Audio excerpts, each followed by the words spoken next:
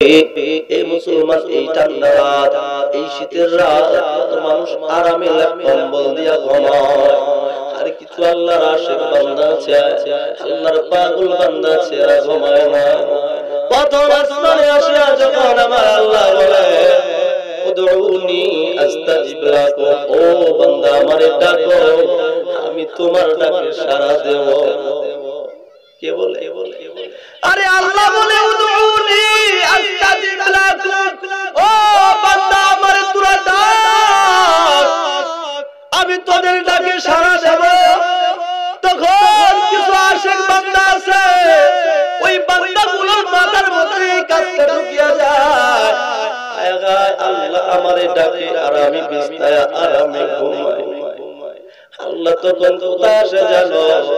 হাদিস পড়ে পেয়েছে আমার আল্লাহ প্রথম আসমানে আসে যায়। শুধু প্রথম আসমানে নাকি?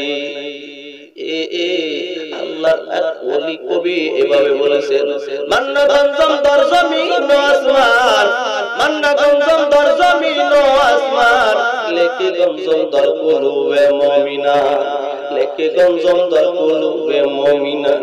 আল্লাহ আসমানেও থাকে না রে বাজার, জমিনেও থাকে না, তুই থাকে ভাই মুমিন বান্দার কলবের মধ্যে বিরাজমান। এ আল্লাহ তো দূরে না, আল্লাহর তালাশ করে পাও না, কেন পাও না রে ভাই? এই জমিনে কিছু মানুষ আল্লাহ সুবহানাহু ওয়া তাআলার নিয়ামত প্রাপ্ত কিছু মানুষ আছে, যার নাম হলো তুলা রাশির মানুষ। চেনেন? তুলা রাশির মানুষের সামনে আয়না দিলে, আয়না পরিয়া দিলে, ওই লোকটা যত দূরেই থাকুক যাই না, লোকের উপরে চালানি হইয়া যায়, চোর চুরি করিয়া যত দূর চলিয়া যায়, আয়নার মধ্যে মুখ লাগাইলে, চোখ লাগাইলে আয়নার মধ্যে ওই চোরটাকে দেখা যায়। কথা ঠিক না? ঠিক না? এই আয়নার মধ্যে স্বাভাবিক একজন মানুষ যদি ওই আয়নার দুনিয়ার আয়নার মধ্যে চোখ মেলিয়া তাকাইলে চোরকে দূর থেকে হাজার হাজার কিলোমিটার দূর থেকে দেখতে পারে। আর আশিক বান্দার কলবের মধ্যে একটা আয়না নামের কলব আছে, ওই কলবটা যদি একবার পরিষ্কার হইয়া যায়, ওই কলবটা যদি একবার পরিষ্কার হয়ে যায় রে বাজার, ও বাজান রে, ওই কলবের মধ্যে আয়না দিয়া, ওই আয়নার মধ্যে যদি কেউ ফলো করে, ওই আশিক যখন ফলো করে, ওই আয়নার মধ্যে তাকাইয়া জমিনটা, সারা জমিনটাই দেখতে পায়। এর মুসলমান, এখানে অনেক বড় বড় আল্লাহওয়ালা আলেম ওলামা একরাম হাজির। এখানে যারা এসেছে, যারা আসবে, এমন উলামা একরাম আসবেন বা এসেছে যাদের জুতা টানার যোগ্যতা আমি মামুন রশিদ আনসারীর নাই। এরপরেও হাত ধরে পায়ে ধরে বলিয়া যায়, ওদের সাথে বলিয়া যায়, আসলে ভাই আসলে ঠিকানা কিন্তু ওয়াজ করি আর শুনে যা কিছু আর করি আর না করি, আমার আসল ঘরটা হলো কবর।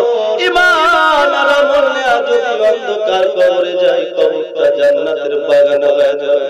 আর বেঈমান হয়ে যদি কবরে যায়, কবরে শোয়া মাত্রই 40 কদম পরিমাণ সময় অতিক্রম হয়ে যাওয়ার পর এই দুইটা ফেরেশতা মুনকার নাকির, দুই ফেরেশতা এসে আমাকে প্রশ্ন করবে, মান রব্বুকা মান দীনুকা মান নাবিয়ুকা। তিনটা প্রশ্নের জবাব দিয়া তুমি পার হয়ে যাও। তোমার রবকে, তোমার দ্বীনকে, তোমার রাসূল ছিল কে, কোন নবীর উম্মত তুমি। তিন প্রশ্নের জবাব যদি আমি আপনি দিতে পারি, কবরটা আমার জন্য জান্নাতের বাগান। আমার আল্লাহ ফেরেশতাকে ডেকে বলবে, ও ফেরেশতা, দেরি করিয়া কি লাভ? আমার বান্দা তোরা তোদের প্রশ্নের জবাব ঠিক সঠিকভাবে দিয়েছে, আমার বান্দারে আর কষ্ট দিয়া লাভ নাই। তাড়াতাড়ি কর, জলদি কর, জান্নাত থেকে সুন্দর একটা আরামের বিছানা নিয়ে যা, আমার পাগলের কবরের মধ্যে বিছায়া দে। আমার পাগল দুনিয়ার মধ্যে এই শীতের রাত্রে, এই শীতের রাত্রে কত শীত, লেপ কম্বলের মধ্য থেকে আরামের ঘুম হারাম করিয়া উঠিয়া ঠান্ডা পানির ওযু করিয়া, এর ঠান্ডা পানির ওযু করিয়া আমি মাওলার কদমে হাজির হয়েছে। আমার বান্দা তোদের প্রশ্নের জবাব দিয়েছে, দেরি করে কি লাভ, তাড়াতাড়ি বিছনা বিছায়া দেয় আর সোজা জান্নাত থেকে সোজা একটা কবর বরাবর জান্নাতের রাস্তা খুলে দে। আমার বান্দারে আরামে ঘুমাইতে দে। বান্দা ঘুমাও ঘুমাও ঘুমাও, বান্দা এমন এক আরামে ঘুম দিবে। পয়গম্বর বলে 1 বছর নয়, 2 বছর নয়, 3 বছর নয়, 100 বছর নয়, 200 বছর নয়, যতদিন পর্যন্ত ইসরাফিল আলাইহিস সালাতু ওয়াস সালাম সিংহায় ফুঁক না দিবে ততক্ষণ পর্যন্ত বান্দার ঘুম ভাঙবে না। আর যদি বেঈমান হয়ে কবরে যাও রে ভাই, পয়গম্বর বলে প্রশ্নের জবাব তুমি দিতে পারবে না। প্রশ্ন শোনা মাত্র তুমি বলবে আনা আমি কিছুই জানি না, আমি মূর্খ, আমি কিছুই জানি না। আল্লাহ বলবে বেঈমানটারে এখন আর সহ্য দেওয়া যাবে না। দুনিয়ায় পাঠাইছি 60 বছর 70 বছর জিন্দেগি দিলাম, এই 70-60 বছর জিন্দেগির মধ্যে আমার খাওয়া খাইয়া, আমার পড়া কইরা, আমার আলোতে চলে, আমার বাতাস গায়ে লাগাইয়া আমার সাথে নাফরমানি করেছি। আজকে আর তোর সুযোগ নাই। ও কবর এখনো কেন বসে আছো? বেঈমানটাকে চাপ দিয়া বুকের হাড়গুলো ভেঙে ফেল। পয়গম্বর এইভাবে হাতের আঙ্গুল দিয়া দেখায়, যেদিকে খেয়াল করেন পয়গম্বর সাহাবীদের কিভাবে হাতের আঙ্গুল দিয়া দেখায়। একটা হাতের আঙ্গুল অন্য হাতের আঙ্গুলের মধ্যে দিয়া যেমন ঢুকিয়া যায়, কবরের 2 পাশের মাটির চাপ দিলে এমন ভাবে চাপ, 2 পাশের মাটির চাপে বেঈমানের এক পাজরের হাড়গুলো অন্য পাজরের মধ্যে দিয়া ঢুকিয়া যায়। ওই সময় মা মা বলে চিৎকার মারবে, বাঁচাও বাঁচাও বলে চিৎকার করবে। ওখানে বাঁচানোর কোন মানুষ থাকবে না। খারাপ লাগতেছে? এরে মুসলমান ভাই, ও মুসলমান বাবাজিরা আমার, এবার আল্লাহর পাগলগুলা আরামের মধ্যে কবরে ঘুমায়। এবার আল্লাহর হুকুম হয়ে গেল, ইসরাফিল রে দেরি করিয়া কোনো লাভ নাই, তাড়াতাড়ি সিংহার মধ্যে ফুঁক লাগা, কিয়ামত ঘোষিত হয়ে যাবে। ইসরাফিল আলাইহিস সালাতু ওয়াস সালাম যখন সিংহার মধ্যে ফুঁক লাগাবে, এই জমিন পাহাড় পর্বত সব কিছু তোলার মতো উঠতে থাকবে। অমন্ত অবস্থায় আল্লাহ সুবহানাহু ওয়া তাআলা বলেন, অমন্ত অবস্থায় জিবরাইলকে অর্ডার করবে, ও জিবরাইল, ও জিবরাইল, ঘর ঘর ঘুরিয়া দেখো আমার বান্দাদের ঘুম কি এখনো ভাঙে নাই। এই যখন ওই জিবরাইল বলে মিকাইলের ওই সিংহার ফুঁকের আওয়াজ বান্দাদের কানের মধ্যে ঢুকে, বান্দাগুলো টাস করে উঠিয়া জান্নাত রবের সম্মুখে হাজির হতে লাগবে। বিশ্বাস হয়? বিশ্বাস হয়? আল্লাহ কুরআনে বলেছেন, ওয়ানুফিখা ফিস-সূরি ফাইদা হুম মিনাল আজদাসি ইলা রাব্বিহিম ইয়ানসিলুন।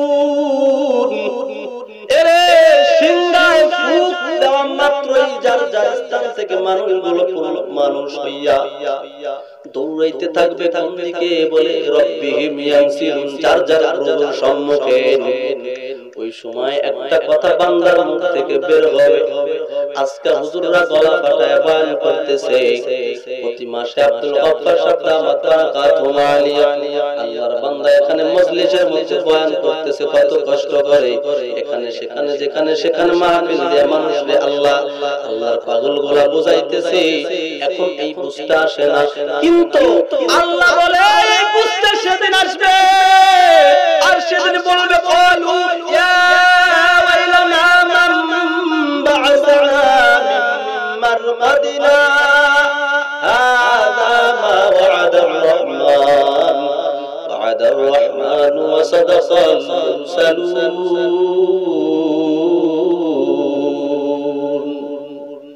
ওই সময় মানুষগুলা আল্লাহর সম্মুখে দৌড়াইবে আর বলবে, হায় আল্লাহ, তোমার কুরআন যা বলেছিল, তোমার নবী পয়গম্বরগণেরা যা বলেছিল, আসলে আজকে তো সব সত্য, বুঝি না, দুনিয়ায় থাকতে বুঝি না। মানুষগুলো হাসরের ময়দানে দাঁড়াবে। সময় সংক্ষিপ্ত হয়ে আছে, এ বাবা লম্বা দীর্ঘ আলোচনা করব না, শুধু সংক্ষিপ্ত ভাবে একটু বলি। আল্লাহ সুবহানাহু ওয়া তাআলা যখন হাসরের ময়দান কায়েম করবেন, ওই সূর্যটা মানুষের কত হাত উপরে থাকবে মাথার বলেন দেখি, মুখস্থ আধা হাত বা মুখ হাত উপরে থাকবে। এই সূর্যটা মাথার উপরে তাপ মারবে, সূর্যের তাপের মাথাটা ফাটিয়ে বজ্রগুলো টকবক টকবক করতে থাকবে, টকবক করে করে বজ্রগুলো নাচবে গালবে করতে থাকবে, জমিনে পড়তে থাকবে। রৌদ্রের তাপে ঘাম হইতে থাকবে, ঘাম হইতে হইতে কারো হাঁটু পর্যন্ত, কারো মাজা পর্যন্ত, কারো বুক পর্যন্ত। তোমরা যেমন সাজাও তেমন, যার যত সাজা তার তত। এই মুসলমান ভাই, দুনিয়ার জেলখানায় নিষ্পাপ মানুষগুলোকে আটকাইয়া সাজা দিতে পারে আল্লাহ, কিন্তু নিষ্পাপ মানুষদের সাজা দেয়। এরে দুনিয়ায় তো হকের বিচার নাই, হকের বিচার যদি দুনিয়ায় থাকতো, জাতির মাথার মুঠো উলামায়ে কেরাম, আল্লাহওয়ালা মানুষ উলামায়ে কেরাম এই জমিনে নিষ্পাপ হইয়া জেলখানায় বন্দী হয়ে থাকতে হতো না। মুসলমান আল্লাহর কাছে হকের বিচার টাটকা টাটকা সমান, আল্লাহর কাছে কোনো পার্সেন্টেজ নাই। আল্লাহ সেদিন বলবে, ও বান্দা, ও বান্দা, ও বান্দারা শোনো, যারা শীতের রাতে শীতের মধ্যে ওযু করছো, ঠান্ডা পানির ওযু করছো, আমার কাছে তোমরা কি চাও? কে বলবে বলেন? আল্লাহ বলবে, ও রাত জাগা পাখিরা রে, ও আমার আশিক বান্দারা কই, কই গো তারা কই, যারা গভীর রাতে আরামের মধ্যে থেকে উঠিয়া ব্যথা কম্বল সব ফেলাইয়া স্ত্রী হাত বুকের উপরে রয়েছে, স্ত্রীর মোহাব্বতের হাতটা বুক থেকে নামায় দিয়া সন্তানগুলো গলা জড়ায় ঘুমায় আছে, সন্তানের হাতগুলাকে একটু ছাড়াইয়া ঠান্ডা পানি ওযু করিয়া আমি মাওলার সামনে দাঁড়াইয়া গেছো, আর আল্লাহ আল্লাহ নামের জিকির করে করে পাগল হয়ে গেছো। আমি আল্লাহরে দুনিয়ায় পাও নাই, আমি আল্লাহর দেখা পাও নাই, আমি আল্লাহ আজকে তোমাদের বলি কি চাও, আমার কাছে কি চাও? মনে কোনো ইচ্ছা আছে নাকি বলো, আজকে তোমাদের পূরণ করা হবে। ওই দিন আমার বান্দাগুলো, আমাদের মতো গুনাহগার বান্দা কি হবে জানি না, আল্লাহর আশিক বান্দাগুলো সেদিন আল্লাহকে বলবে, ও দয়ার মালিক, আমি তোমার কাছে আমরা একটা জিনিস চাই, ওই জিনিসটা হলো তুমি আজকে আমাদের আবদারটা পূরণ করবা, ওই জিনিসটা আমাদের দিবা। আল্লাহ বলে অবশ্যই দিব। ওই জিনিসটা হলো জান্নাত চাবো না, কোন নিয়ামত চাবো না, একটা নিয়ামত আমরা চাই। ওই নিয়ামতটা হলো দুনিয়ার মধ্যে যখন কোন মানুষ কোন মালিকের কাজ করে, মাস গেলে মালিক এসে হাতে হাতে বেতন পৌঁছায়া দেয়। আমরা তো তোমার দুনিয়ার গোলামি করেছি, একটা দিন তুমি আমাদেরকে হাতে হাতে মায়না ফের পৌঁছায়া দাও নাই, তোমাকে একটা বারও দেখতে পারি না। কোন মালিকের গোলামি করলাম রে মালিক, ওই মালিক রে একটা বার আমরা দেখতে চাই। আল্লাহ বলবে, ও আশিকের দল, ও পাগলের দল, আমার একটু দেখবার মনে চাইছে তোদের, তোরা কত কষ্ট করেছো, কত মানুষের গালি খেয়েছ, মানুষের অবহেলায় লাঞ্ছনায় তোমরা দুনিয়ায় জীবন যাপন করেছ, কত মানুষ টুপিওয়ালা দেখলে গালি দেয় কিনা বলে?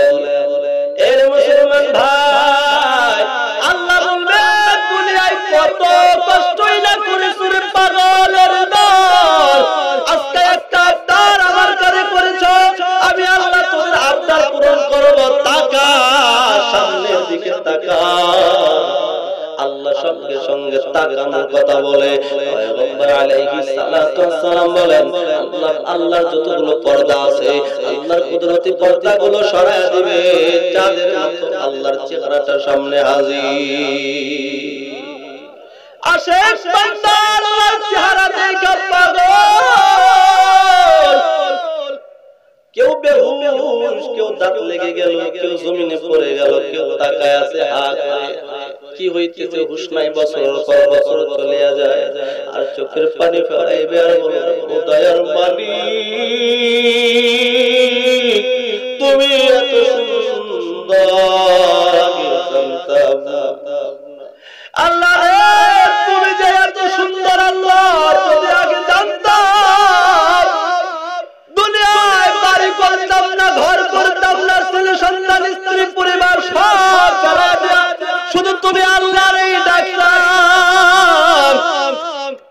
শুধু তুমি আল্লাহরে পাওয়ার চেষ্টা করতাম, তখন বেঈমানেরা এইগুলা জানবে, বেঈমানেরা এইগুলা দেখে আফসোস করতে থাকবে।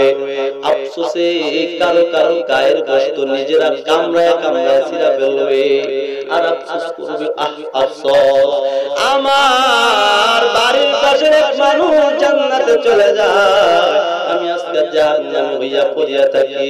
এক বাজারের সদাই করেছি, ও জান্নাতে চলিয়া যায়, আমি আজকে পড়িয়া রয়েছি। এই এক পুকুরে গোসল করেছি, আজকে জান্নাতে চলিয়া যায়, আমি জাহান্নামে পড়ে রয়েছি।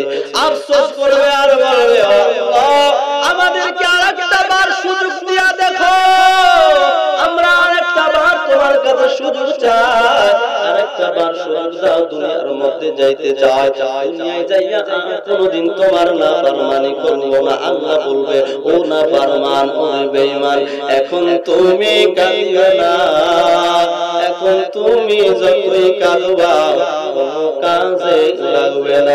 আমার খাইয়া আমার পয়রা করছো নাফরমানি, একবারও ভাবো নাই বান্দা কার জমিনে বাড়ি। আফসোস করে কোনো লাভ হবে না। এজন্য হাতে ধরিয়া বলি যাই, ও চমৎকার ভাই, আমি তোমাদের প্রতিবেশী হিসাবে বলিয়া যাই, কারণ আমার বাড়ি বেশি দূরে না। যদি অন্য অন্যদিকে বয়ান করি তাই আমাকে চিনেন না, এটি মুসলমান এদিকে বয়ান করে না তাই করি না। আমার বাড়ি এই সাগরজি গ্রাম, আপনার বাড়ি চমকা গ্রাম, আপনার বাড়ি নয় চঙ্গতি গ্রাম, নয় নগরকান্দা, নয় মিনার গ্রাম, এদিক দিয়ে হবে নয়শোলটা, এরকমই হবে। এই আমি পাড়া প্রতিবেশী, আমি গ্রামের প্রতিবেশী গ্রাম হিসাবে হাতে ধরে অনুরোধের সাথে বলে যাই, ভাই আসল ঠিকানা কিন্তু খবর। আজকে জুমার আগেও একটা মানুষের গোসল দিলাম, জানাজা পড়াইলাম। এই মুসলমান ভাই, আমি তখন জানাজার সময় একটা কথাই আমি মুসল্লিদেরকে বলেছিলাম, ভাই রে আজকে উনি চলে গেল, এটা আফসোসজনক কিছুই না। আফসোসজনক বিষয় হলো আজকে উনি যেমন খাটের উপর চড়িয়া বসে শুয়ে আছে, একটা সময় কিন্তু এই খাটের উপর আমাদের শুইতে হবে। এই খাট সামনে করিয়া আমার লাশটা খাটের উপর রাখিয়া মানুষগুলো নামাজের কাতার সোজা কইরা দাঁড়াইবে। কথা ঠিক না? ঠিক না? ঠিক না? এই মুসলমান ভাই কবর যে কি বলবা, কি বলবা, কি জবাব দিবা? কসম খোদা, ঈমান আমলে যদি না যাইতে পারি, আমি আজকে টাটকা বয়ান করে গেলাম, আমার কিন্তু সার হবে না, বরং আমার দ্বিগুণ সাজা হবে। এক নম্বরে জানো, দুই নম্বরে মানো নাই, এই দ্বিগুণ সাজা আমার কিন্তু হবে। এজন্য বলি ভাইয়া, সব এখনো সময় আছে, কবরে সোজা হইয়া যায়। কবরে কিন্তু বেকা কোকা হয়ে সোজার কোনো ব্যবস্থা নাই। কবরে যদি যেতে হয়, কবরে যদি সোজা হইয়া শুইতে হয়, সময় থাকতে সোজা হয়ে যায়। কথা ঠিক না? ঠিক না? ঠিক না? ঠিক না? এজন্য ভাইরে অনুরোধের সাথে বলিয়া যায়, রং তামাশার বয়ান আমি আগে অনেকবার করেছি, এখন ছেড়ে দিছে। মুরব্বিরা কইলেন তামাশার বয়ান করা যাবে না।